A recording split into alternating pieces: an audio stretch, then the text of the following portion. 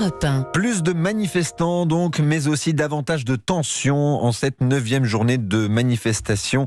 Ça semble marquer un tournant. Oui, regain de la mobilisation, mais aussi de la violence de certains, notamment dans la manifestation parisienne. Partie de la Bastille et arrivé à l'Opéra, Simon Bourtambour. Vous suivez le cortège pour Europe 1 et vous avez assisté à plusieurs incidents.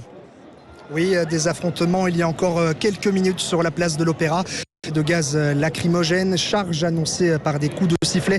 Les CRS tentent ici de reprendre les lieux. La situation semble figée, mais tout au long de la journée, la violence s'est cristallisée à deux endroits, en tête du cortège et puis dans les rues adjacentes au tracé de la manifestation. On a assisté à des feux, des dégradations de vitrines et du mobilier urbain. Une première pour un rassemblement mené à l'initiative de l'intersyndicale. Pour tous ici, cette violence est le résultat de la prise de parole hier du président de la République. Les manifestations qui sont aujourd'hui, peu importe les débordements et peu importe les feux, sont légitimes et sont la conséquence de la violence du gouvernement qui n'écoute pas le peuple et qui gouverne à coup de 49.3. En tout cas, ce jeudi, un public plus jeune, plus violent est sorti dans la rue pour rejoindre la manifestation de l'intersyndicale. Deux mouvements qui ne se mélangeaient pas jusqu'alors se rencontrent aujourd'hui. Une bonne chose pour Jean, drapeau CGT brandi vers le ciel. Que ça soit aujourd'hui ou les soirs de manière spontanée, c'est la même lutte, ça continue. Pour moi, il n'y a pas de contradiction, il n'y en a pas une qui serait officielle et l'autre non officielle, c'est la même lutte qui continue. Et la lutte qui va continuer ici à un bon bout de la soirée. On sent en tout cas de la tension chez les forces de l'ordre qui craignent et qui redoutent une nouvelle nuit de violence. Simon Bourtambour en direct de la manifestation parisienne. Au moins un manifestant blessé a été pris en charge par les pompiers. Au moins un policier a été blessé après avoir reçu un pavé sur la tête. Et si on en croit la CGT, ce cortège parisien rassemble 800 000 personnes. Oui, chiffre le plus élevé annoncé par le syndicat depuis le début de la contestation contre la réforme des retraites. Le ministère de l'Intérieur donne ces chiffres à l'instant. 119 000 manifestants à Paris. Du côté de la CGT, on parle de 3,5 millions de personnes dans toute la France, mais 1,89 million selon le ministère. Toujours un très grand écart de chiffres. En dehors, en tout cas, de cette mobilisation très importante, William Molinier, ce qui frappe ce soir, c'est la multiplication des incidents violents. Est-ce qu'on peut parler de basculement du mouvement ? Oui, la physionomie des cortèges a changé aujourd'hui. Moins de familles, beaucoup plus de jeunes et d'étudiants avec des modes opératoires qui se rapprochaient du Black Bloc, des violences urbaines, à savoir des dégradations du mobilier urbain et des prises à partie des forces de l'ordre partout en France. À Nantes, Rennes, Toulouse, Lille, Bordeaux, Dijon, les mêmes scènes de jets de projectiles. Policiers et gendarmes ont fait usage de gaz lacrymogène et de canons à eau. À Lorient, un commissariat a été ciblé. La cour de l'hôtel de police a été incendiée par des individus qui ont tenté de rentrer à l'intérieur. Malgré des cortèges qui se sont durcis, il y avait donc du monde dans les rues.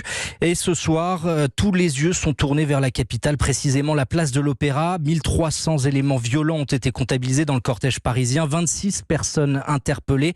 Un parcours émaillé d'incidents, plusieurs fast-food saccagés, des bijouteries attaquées avec des grilles d'égout.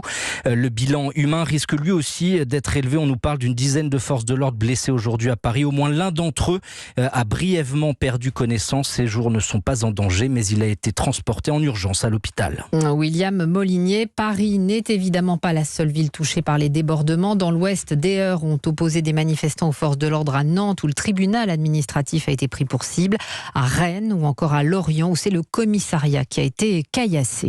Et nous reviendrons sur ces violences à partir de 19h20 avec Jean-Christophe Couvi du syndicat policier Unité SGP. Vous pouvez réagir en appelant le 3921, le standard d'Europe 1. Ça, c'est un point commun avec les autres journées de mobilisation. De nombreux cortèges se sont formés dans les villes moyennes. Oui, à Auch, dans le Gers, par exemple, un peu plus de 20 000 habitants, là, pas de débordement, mais beaucoup de monde dans la rue. Écoutez le reportage de Benjamin Péter. Pour lui, c'est fini, mais pas pour nous. Donc, qu'il retire sa réforme, ça sera peut-être fini. Dégoûté, Ulrich n'a même pas regardé l'intervention du président de la République en entier. Hier, il a préféré venir manifester avec ses collègues du centre hospitalier. Tout le monde est là parce qu'on n'a pas envie de mourir au travail. On veut profiter un peu de nos beaux jours après tout ce qu'on a donné. Depuis le trottoir, beaucoup immortalisent sur leur téléphone cette foule qui déferle de la gare jusqu'au centre-ville. Alexis est enseignant en primaire, il est venu en famille et il se sent méprisé. On a élu des gens, je fais l'effort, c'est dur depuis des années d'aller voter parce qu'on n'y croit pas. On élit des gens et puis en fait on n'est pas représenter. Donc on essaye d'être un bon citoyen et puis il se passe rien. Les syndicats annoncent 8000 personnes, la moitié selon la préfecture, mais dans tous les cas, la participation est exceptionnelle pour cette ville moyenne dans un département très rural qui étonne jusqu'à Eric Cantarutti, le leader de la CGT du Gers. Moins de 200 000 habitants sur le département et on se retrouve avec des manifestations où nous avons à minima aujourd'hui 4 fois plus de personnes dans la rue et au maxima on est monté jusqu'à plus de 10 fois le nombre moyen, on va dire, des manifestations sur les réformes précédentes. On va continuer. Il faut qu'à un moment donné, Macron l'entende. Et comme partout, ils appellent à des blocages, des grèves dans les entreprises jusqu'à la prochaine journée de mobilisation. À Auch, Benjamin Péter, Europe. Des cortèges très fournis dans toute la France, des barrages et des grèves dans les transports ou encore l'éducation. La Tour Eiffel et le château de Versailles sont restés fermés.